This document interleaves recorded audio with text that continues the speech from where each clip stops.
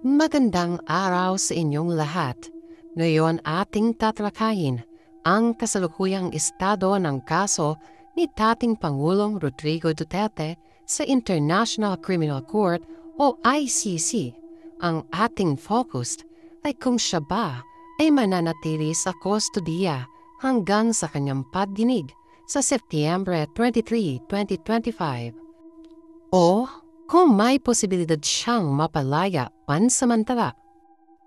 Matapos ang unang pagharap ni Duterte sa ICC, ang susunod na mahalagang hakbang ay ang Confirmation of Charges Hearing o ang pagdinig upang formal na pagtibayin ang mga kaso laban sa kanya. Ang tanong ngayon, mananatili ba siya sa detensyon hanggang sa panahong iyon o maaari siyang mapalaya habang hinihintay ang paglilitis? Ang desisyon kung mananatili ang isang akusado sa detensyon ay nakabatay sa Rome Statute.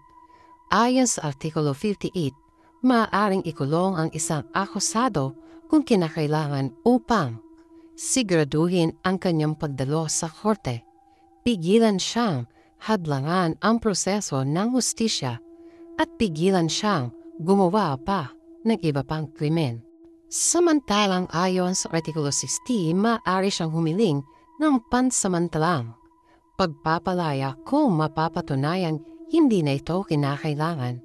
Mayroon ding detention review kada 120 araw upang suriin kung nararapat pa siyang manatili sa kulungan o hindi.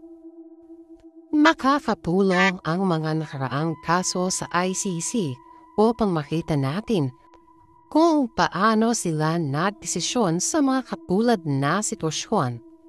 Sa kaso ni Tomas Lubanga, hindi pinalaya dahil sa peligro ng pagtakas at posibleng panghihimasok sa mga testigo.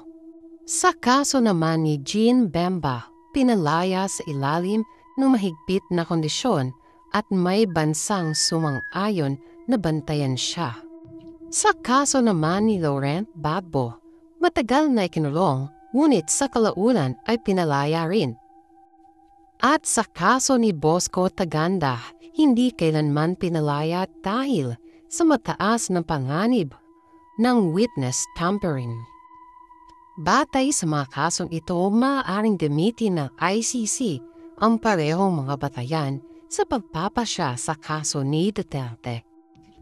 Maaari nang magsumite ng kahilingan para sa pansamantalang pagpapalaya ang kampo ni Duterte matapos ang kanyang unang pagharap sa ICC.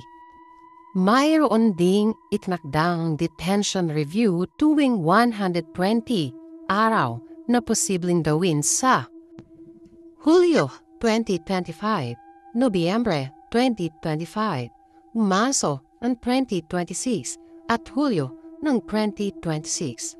Ang desisyon ay ibabatay sa tatlong pangunahing tanong. Una, may panganib ba siyang tumakas? Ikalawa, may banta ba siyang hadlangan ang mga testigo o ebidensya? At ikatlo, may bansang handang tumanggap at magbantay sa kanya habang nasa labas siya ng kulungan? Kung may alinmang panganib na ito, maaaring manatili siya sa kustodiya ng ICC. Sa pagtatapos, narito ang mga posibleng senaryo. Kung may panganib siyang tumakas o hadlangan ang proseso ng hustisya, mananatili siya sa detensyon. Kung may bansang handang tumanggap at magbantay sa kanya, maaari siyang palayain sa ilalim ng mahigpit na kondisyon. Sa kasaysayan ng ICC, karamihan sa mga akusado ay nananatili sa detensyon, ngunit mayroon ding mga politikal na personalidad na pansamantalang pinalaya.